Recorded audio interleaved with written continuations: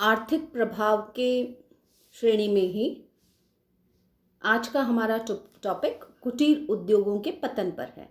इससे पूर्व हम धन निष्कासन की बात कर चुके हैं, कृषि के व्यवसायीकरण की बात कर चुके हैं। आज हम कुटीर उद्योगों की बात करेंगे।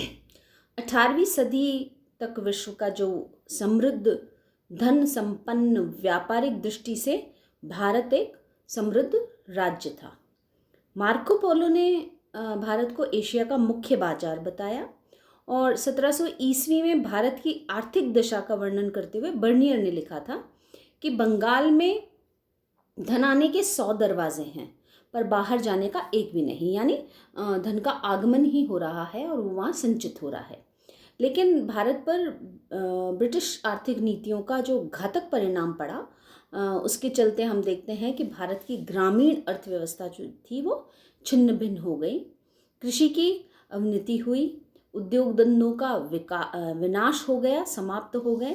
कुटीर उद्योगों की जगह आधुनिक उद्योगों का विकास होने लगा और कुटीर उद्योग जो थे उनमें दस्तकार, शिल्पकार, इन सब की स्थिति निरंतर बिगड़ती चली गई।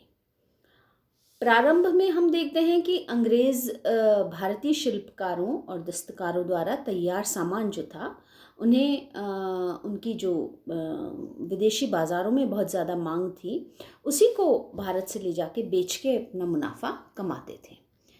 और भारत के कलात्मक और हस्तकला उद्योग के केंद्र दुनिया भर के अंदर मशहूर थे। जैसे वस्त्र उद्योग के अंदर ढाका की मलमल, लाहौर, कश्मीर, बनारस, कृष्णनगर, चंदेरी, आर्नी, इन सभी जगहों पर इसकी मांग थी। दूसरा धातु उद्योग जो था वो मुरादाबाद, बनारस, नासिक, पूना, हैदराबाद, विशाखापट्टनम और तंजौर में था। हथियार ढालना जो था वो कच्छ में किया जाता था, सिंध में था, पंजाब में था। शीशा उद्योग जो था वो कोल्हापुर, सतारा, गोरखपुर, आगरा, चित्तौड़, बालाघाट इत्यादि क्षेत्रों में होता था। और इसके अतिरिक्त चमड़ा उद्योग, जहाज निर्माण उद्योग, संगमरमर का उद्योग, सोने चांदी, हीरे जवाहरात पर नक्काशी, हस्तकलाएँ, दस्तकारी,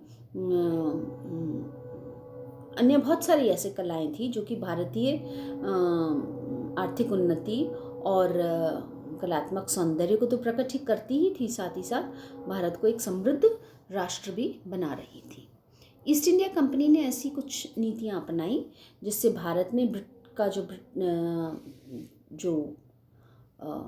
ब्रिटिश माल जो था उसकी खपत भारत में होनी चाहिए थी और भारत का माल बाहर ना बिक सके।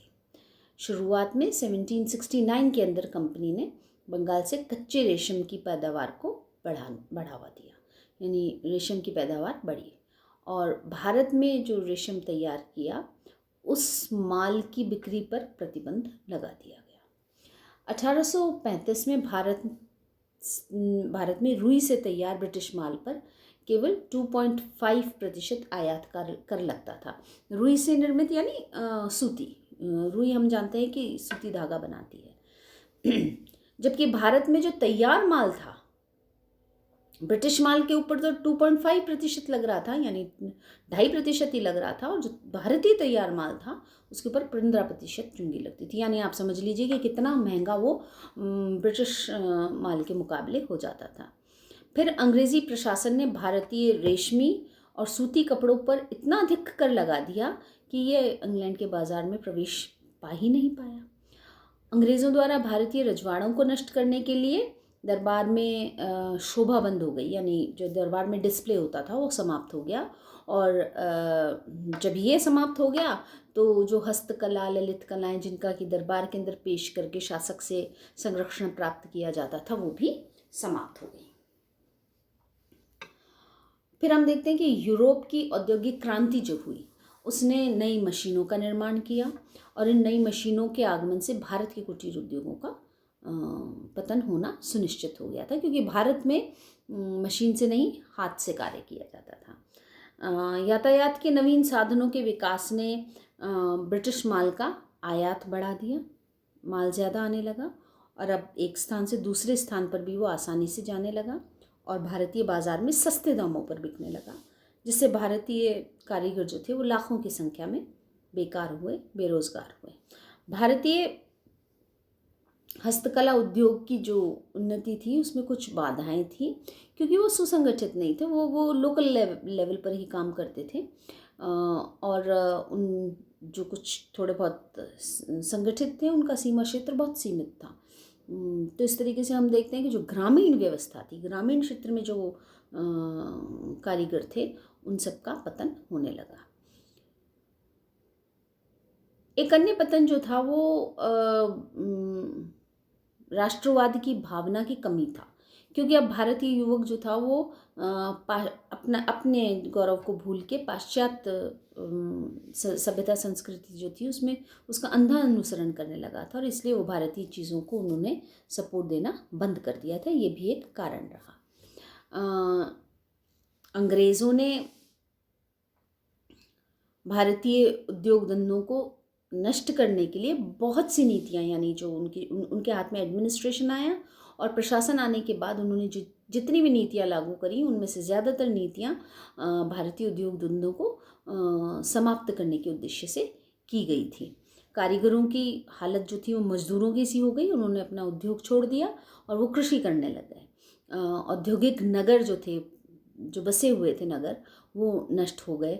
ढाका जो कि बहुत ही महत्वपूर्ण सूती कपड़े के लिए, अपनी मलमल के लिए जाना जाता था, उसकी आबादी 1.5 लाख से घटकर 30,000 रह गई, क्योंकि वहाँ से लोग माइग्रेट कर गए। अब वहाँ पर उनके पास काम धंधा नहीं था, तो अपनी रोज़ी रोटी कमाने के लिए वो दूसरे क्षेत्रों की ओर चले गए।